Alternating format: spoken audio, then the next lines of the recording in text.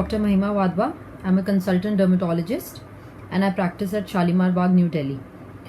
So today I will be discussing about management of fungal infections. So see, this is a very common topic and it is one of the most prevalent conditions during this weather, that is warm and humid climate, and especially in tropical countries like India. So these patients usually when they come to us, they have tried all sorts of treatment before coming to us. That is, self-treatment is the most important thing. They come to the dermatologist only once the situation is out of control. That is, they try all the OTC products which are available, or they visit some Ayurvedic or some homeopath doctor, and sometimes also what their relatives have tried previously. So that is a very common thing when patients come to me. So usually all the OTC products which are available, they would contain steroids preparations, and I've also come across certain preparation that contains dithronol. Now steroid abuse is very common as far as fungal infections are concerned, because it gives an instant relief. That is, there will be reduction in the signs and symptoms. Patients will be relieved of the itching, they will have decreased redness, and even the lesions will come down. But what happens is that as they stop treatment, the lesions resurge back. They again face the same problems. So what they'll do, they'll keep using those ointments again and again. So that is what causes the problem, because steroids, when used in for a long time, and most of these preparations are potent steroids. So when they are used for a long time, they will cause certain side effects like striae, hypopigmentation. These are the telltale signs of steroid abuse. So when a patient comes with these signs and fungal infection, it is very important to rule out steroid abuse. The other thing is poor compliance. Mostly when patients come to me, what they do is that they take treatment for a while. I tell them time and again that you have to take treatment till I say. That is going to be approximately 1.5 to 2 months, that is 6 to 8 weeks. But when they come, they take treatment for a while, they are relieved of the symptoms, the lesions decrease in size, and what they do, they stop treatment, because sometimes the preparations which are most of the ointments and the oral agents which are available, they are slightly expensive. So what they do, they use it for a while and then they stop. Then they would come back again after some time that, ma'am, I have used this and again I have got the infection, because according to them the infection has subsided, but it has really not subsided. It is still there. So what we are supposed to do treatment till the infection is totally gone. I advise, usually once the lesions have totally disappeared, the symptoms are relieved, I continue treatment for 2 weeks after that also, maybe with only topical agents, not with oral agents, so that the infection does not come back. That is very important. The other thing which leads to this problem is that we have to see if the patient is suffering from some underlying disorder, that is any kind of immunosuppression, example HIV, or also if the patient is having systemic disease like diabetes, because that again makes them more prone to infections. So that has to be taken care.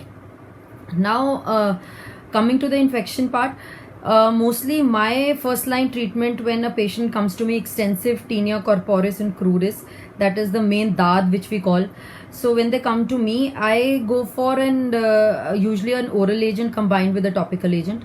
So oral antifungal, my treatment, my drug of choice is usually oral itraconazole, usually in a dose of 100 milligrams BD, that is twice daily. Or I also sometimes give an OD dose of 200 milligram. Sometimes I also start the patient on 200 milligrams BD if the infection is highly extensive. Now with itraconazole, of course, certain things have to be ruled out. We have to ask patients for any history of heart disease or a liver disease, because it is totally contraindicated in patients with congestive heart failure, or in case of patients having some liver abnormality. I do not get these investigations done at baseline, but yes, if the patient has been taking itraconazole, because now it is also available directly at the chemist without a prescription. So when patients use this drug at times, they have been taking it for really long, then I go for certain investigations like a liver function test.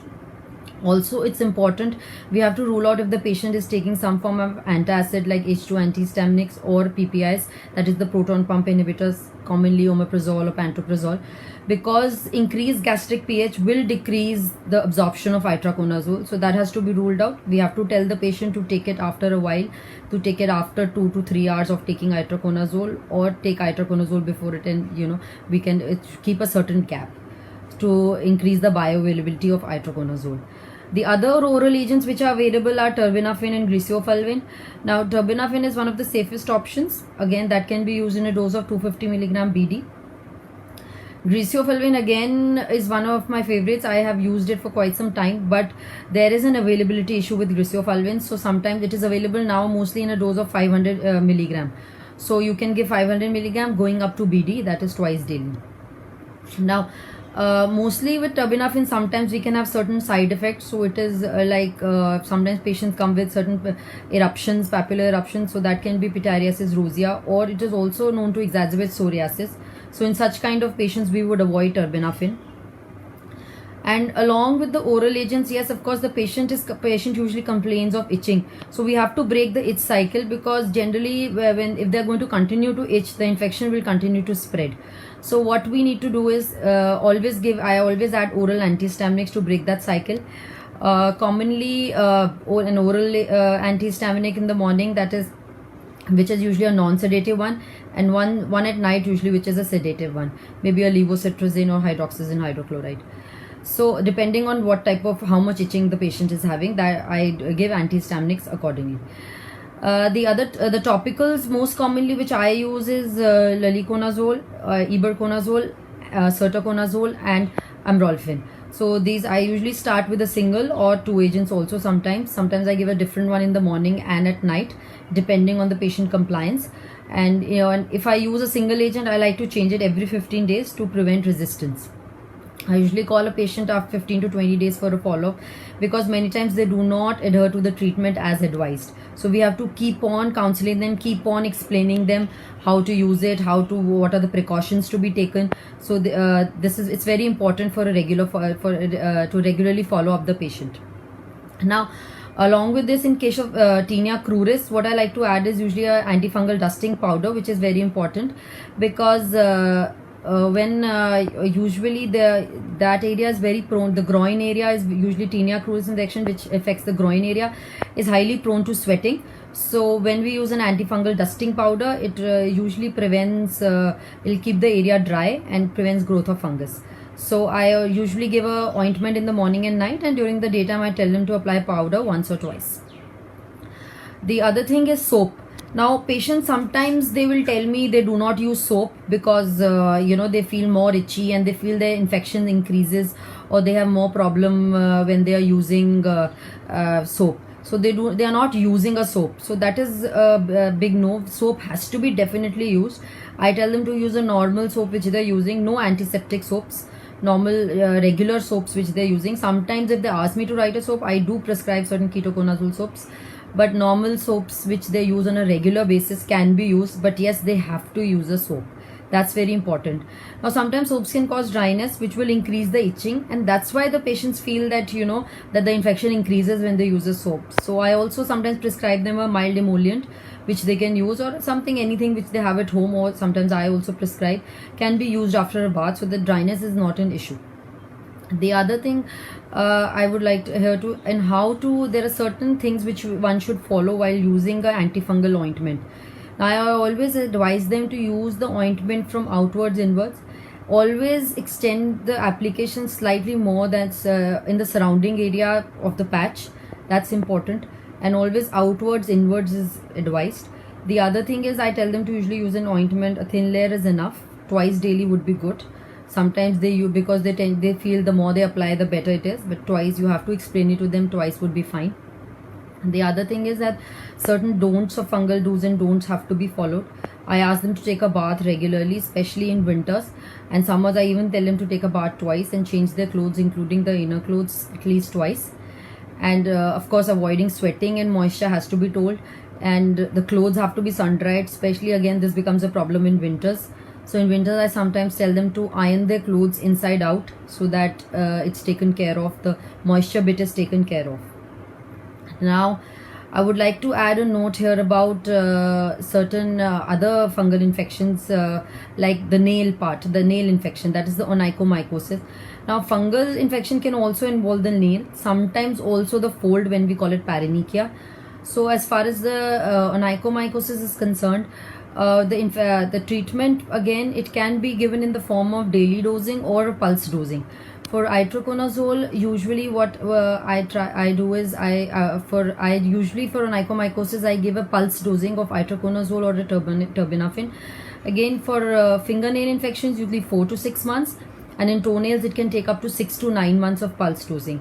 So usually the dose is 200 milligram BD, that is twice daily for a week, then 3 weeks off, then again for a week, then 3 weeks off, like that for the already told duration. Along with that, I usually like to give a nail lacquer which can contain either 5% amrolfin or 8% cyclopyroxolamine. These are the agents commonly used for onychomycosis. You can usually, I tell them to apply it once a week, and you can give it again depending on the type of infection. You can tell them you can increase the frequency of application also, and you have to just explain it to them how to apply it. Then we have to tell them to again keep their feet dry. Sometimes when the nail is too much infected, then we have to go for surgical or chemical nail avulsion also, because sometimes these kind of treatment are these kind of infections are resistant to medical treatment, so we have to go for an avulsion. So now also, along with the onychomycosis, sometimes we also have another common form of fungal infection is Tinea pedis, that is the involving the feet, that is mainly in the web spaces. So again, there are certain precautions which need to be taken as far as Tinea pedis is concerned. Again, oral treatment if required, you can use it on your whatever the doctor wants to do. That way, sometimes I do give an oral treatment for Tinea pedis and sometimes only the topicals. So now again, with the Tinea pedis, usually you have to explain it to the patient certain precautions. Most of the patients, they are wearing shoes for most of the duration of the day. So you have to advise them to wear cotton socks. I tell them to use an antifungal dusting powder between the web spaces so that it keeps it dry. At night, usually I prescribe an ointment. You can also, in case of if there are certain hyperkeratotic variant also, which is the mucosin type of Tinea pedis. In those, we can also give salicylic acid ointments, like the Whitfield ointment can be prescribed. So these are the few things to be noted about Tinea pedis infection. Again, now this was about the tinea infection. Another fungal infection which I would like to comment about would be the pityriasis versicolor. This is also one of the common infections which I would like to comment. So this is a superficial fungal infection. Mostly the patient, they come to us during the summer season. They come with certain hypopigmented patches presenting over the upper trunk and the shoulders. So usually when they come to us, they have a concern that maybe it is vitiligo. They think safed daag hai. So that is what they come to us for. So we have to see it and of course guide the patient accordingly. We have to tell them that it is not so, and mostly these are hypopigmented macular lesions with scaling. So we have they are usually asymptomatic. The patient will not present with any kind of itching. They come with the skin lesions. So for this, usually again oral itraconazole 200 milligram for a week or 10 days would be enough. Along with we can use topical agents like selenium sulfide or ketoconazole, 2.5% selenium sulfide or 2% ketoconazole. So these lotions are available. What I tell them, they can use it for 10 to 15 minutes prior to bath, and maybe twice or thrice in a week. So they have to apply this, and of course with selenium sulfide, certain precautions have to be told about not wearing any ornaments while applying it, and of course it is going to stain the garments. That has to be told to the patient. So once the treatment is done, once the infection is controlled, we have to tell them about the post-inflammatory hypopigmentation which remains behind. So that has to be told to the patient that they do not need to worry about that. And we can, if they are really worried, it will take some time to come back. And yes, if they are really worried, we can prescribe certain mild steroids and tacrolimus, which can take care of the hypopigmentation. Thank you very much.